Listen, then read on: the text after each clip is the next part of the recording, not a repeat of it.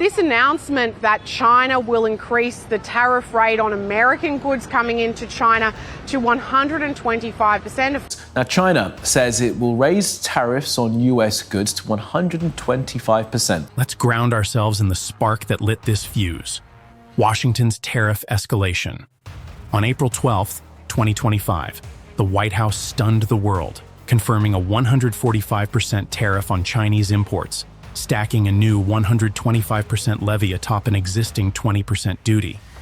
This wasn't a scalpel, it was a wrecking ball, swung with little warning. The announcement revealed deep fractures within the U.S. government.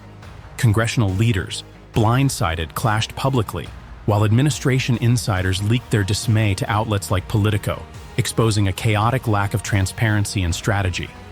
Why does this matter? Tariffs of this magnitude are economic dynamite, aimed at strangling China's export-driven economy. China's small and medium-sized enterprises, SMEs, the backbone of its trade, accounting for 60% of exports and 80% of private sector jobs, are reeling. According to China's Ministry of Commerce, SME orders crashed 30% in Q1 2025 as U.S. buyers balked at inflated prices. These aren't abstract numbers. Picture a factory worker in Guangzhou, her overtime slashed, wondering how to feed her kids. Or a Shenzhen supplier, drowning in debt as orders vanish. The ripple effects are brutal. Foreign multinationals, from Nike to Volkswagen, are rethinking their China operations. In 2024, foreign direct investment in China dropped 27%, and Trump's tariffs are accelerating the exodus. His promise of global tariffs wasn't empty rhetoric. It was a gauntlet thrown at the world. But the U.S. isn't immune. American consumers face higher prices, with estimates suggesting a 46% hike in retail goods, like electronics and clothing, by mid-2025. Workers, too, are at risk. U.S. port layoffs surged 8% in Q1 as trade slowed. Critics warn this gambit could boomerang, hitting American families hardest. Yet Trump doubles down, framing it as a patriotic stand. Is it bold leadership or reckless hubris? The answer lies in how the world responds, and China's not blinking. China isn't just weathering the storm, it's summoning one of its own. Facing America's 145% tariff, Beijing struck back with surgical precision. A 125% retaliatory tariff on U.S. goods, export bans on 30 American defense firms, and a chokehold on rare earth materials, which China dominates with a 90% global supply share. These minerals power everything from F-35 jets to Tesla batteries. By restricting them, China's holding a gun to U.S. industry's heads. This is no knee-jerk reaction. When Trump demanded China lift its tariffs, threatening 50% or even 104% more, Beijing scoffed. Surrender isn't an option. Instead, China's playing for keeps, escalating into what analysts call an all-out economic war. The battlefield? Technology, specifically semiconductors, where China's rewriting the global playbook. In 2022, the U.S. strong-armed the Netherlands into halting ASML's DUV machine exports, rendering $15 billion in Chinese equipment useless. China didn't flinch. It poured $75 billion into its chip industry, recruiting 50,000 engineers, from Huawei's ranks to Silicon Valley returnees, building a near self-sufficient supply chain.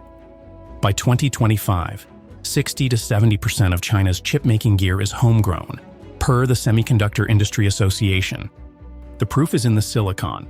SMIC's 7-nanometer chip in Huawei's Mate 60 Pro shocked the world in 2023, proving China could bypass ASML's EUV machines. Now, SMIC's testing 5-nanometer chips, with 3 nanometers in sight by 2026, using AI and quad patterning. China's not just catching up, it's redefining the game. ASML's revenue nosedived 27% in Q4 2024 after China cut ties, and TSMC's stock wobbled as orders dried up. But China's ambitions dwarf chips. It's dumping $100 billion in U.S. Treasury bonds in Q1 2025 and exiting tech giants like Apple and Nvidia. If this continues, global markets could buckle. Picture mortgage rates spiking 2%, tech stocks cratering 20%, and retirement funds shrinking. This isn't a trade spat, it's a currency war, with China's Dragon Valley challenging Silicon Valley's crown. Your savings, your job, your future, they're all in play.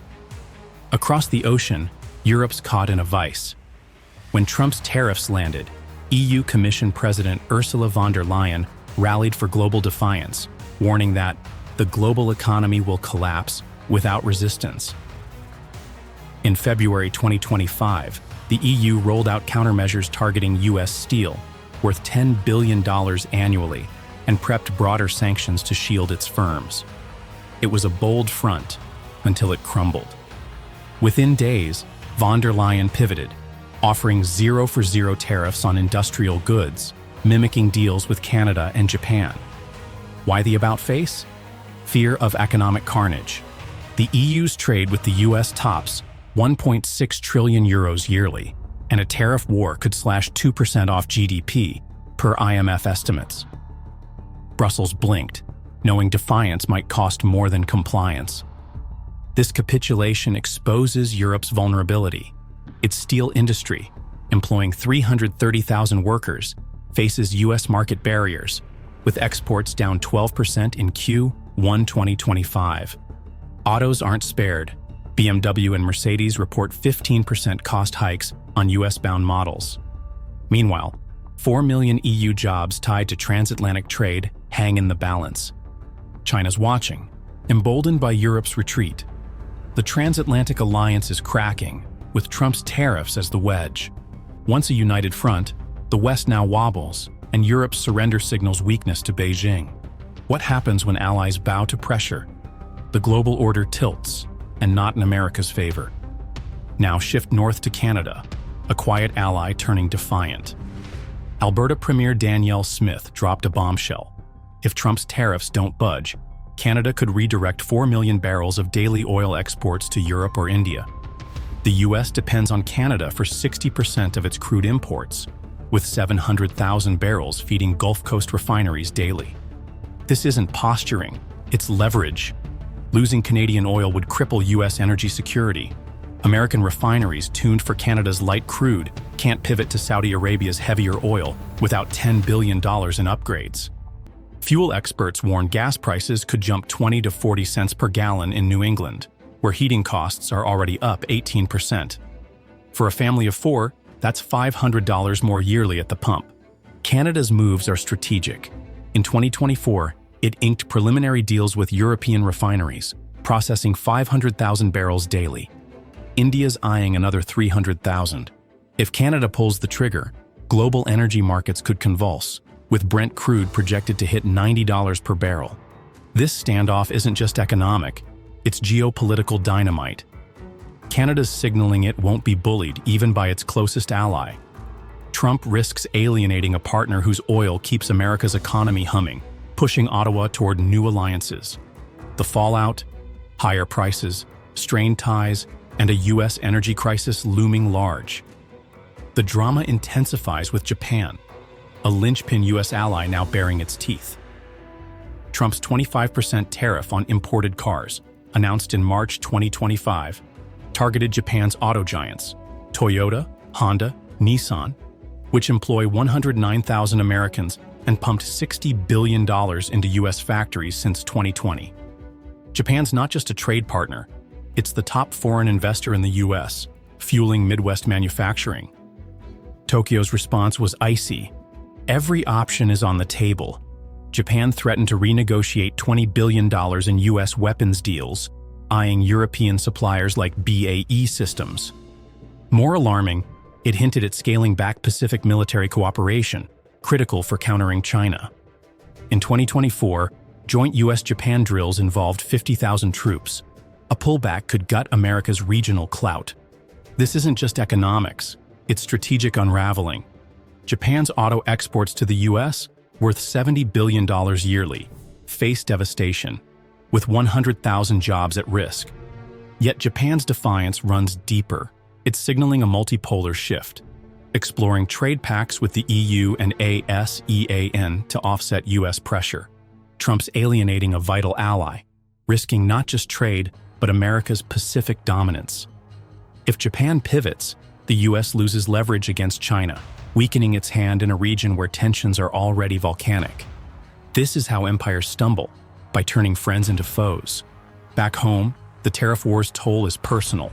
American workers, farmers, and families are collateral damage. In industrial states like Ohio and Michigan, 62% of workers reject Trump's tariffs, fearing layoffs. The auto industry's reeling. Ford and GM face 30% cost spikes for parts from Mexico and Canada, pushing pickup prices towards $60,000. Farmers are on their knees. China's 34% tariffs gutted soybean exports, worth $12 billion in 2023. In Iowa, 30% of farmers face bankruptcy by year-end, with one pleading, "I hope this ends soon, or we're finished." Tech's bleeding too. Silicon Valley firms lost $500 million in Q1 as China's market slammed shut. Inflation's suffocating. Egg prices doubled in 6 months. Construction costs rose 15%, and grocery bills climbed 12%. Across America, 1,300 protests are set for May 2025, uniting teachers, mothers, and factory workers. They're not activists, they're ordinary people, chanting that their rights are under siege. Trump's America First is backfiring. Higher prices, lost jobs, and shattered dreams aren't victory, they're betrayal. The heartland's anger is palpable, and if this continues, the U.S. economy could fracture under its own weight. As the U.S. China tariff war escalates, Beijing is not fighting alone. It's rallying a coalition to challenge America's economic dominance. On April 10, 2025, China's Commerce Minister Wang Wentao held separate video calls with Saudi Arabia and South Africa, strategizing responses to Trump's reciprocal tariffs that have pushed duties on Chinese goods to a crippling 145%. These weren't casual chats. They were calculated moves to forge a united front against Washington's trade assault. China's outreach signals a broader geopolitical shift. With Saudi Arabia, Wang pushed for deeper ties within the Gulf Cooperation Council, a bloc representing $2 trillion in annual trade. Saudi Arabia, facing a 10% U.S. tariff despite its strategic oil ties, is a key player. In 2024, China-Saudi trade hit $120 billion, with Beijing importing 15% of its oil from Riyadh. If Saudi Arabia redirects even a fraction of its 1.5 million daily barrels to China, it could destabilize U.S. energy markets, already strained by Canada's threats. South Africa's role is equally critical. Wang's talks with Trade Minister Parks Tao emphasized BRICS and G20 cooperation, platforms where China wields growing clout. South Africa, slapped with a 30% U.S. tariff, is reeling. Its citrus industry, employing 35,000 workers, faces collapse, with $500 million in exports at risk. By aligning with Beijing, Pretoria could pivot its $10 billion annual trade with China, amplifying pressure on the U.S. This isn't just trade, it's a diplomatic chess game. China's canvassing allies like Spain, Saudi Arabia, and South Africa to exploit cracks in America's global influence. Xi Jinping's warning that there will be no winners in a tariff war resonates as Beijing builds bridges with the global South. If these nations coordinate countermeasures, say, diverting $50 billion in collective trade from the U.S., Wall Street could face a 5% market dip per Goldman Sachs projections. America's isolation looms as China crafts a coalition to rewrite the trade rules. The question is, can Trump's tariffs withstand a world turning against him? While China rallies allies abroad, the U.S. auto industry is buckling under Trump's tariffs, a stark warning that America's own economy may be the war's biggest casualty. On April 10, 2025, Goldman Sachs slashed its 2025 U.S. auto sales forecast by 850,000 units, from 16.25 million to 15.4 million, blaming soaring costs from tariffs on autos, steel, and aluminum. For 2026, the cut was even deeper, 1.1 million units, down to 15.25 million. This isn't a blip, it's a crisis. Tariffs are strangling carmakers. Despite Trump's 90-day tariff pause on most countries, excluding China, duties on key inputs like steel, 25%, and auto parts, 10 to 25%, remain, driving production costs up $2,000 to $4,000 per vehicle. Automakers can't fully pass these costs to consumers, already stretched by 5% inflation. The result? Ford's stock dropped 5%, GM fell 5.2%, and Stellantis plummeted 11.8% in a single day, reflecting Wall Street's panic. Consumers are paying the price. The average new car, now nearing $50,000, is out of reach for millions, with demand softening as financing rates hit 8%. Goldman also cut global auto production estimates by 1.7 million units for 2025, signaling a supply chain meltdown as tariffs disrupt imports from Mexico and Canada, worth $100 billion annually. In Detroit, 10,000 auto worker layoffs are projected by Q3 2025, echoing the 30,000 jobs lost in Trump's first-term trade wars. Trump's promise to bring jobs back is faltering.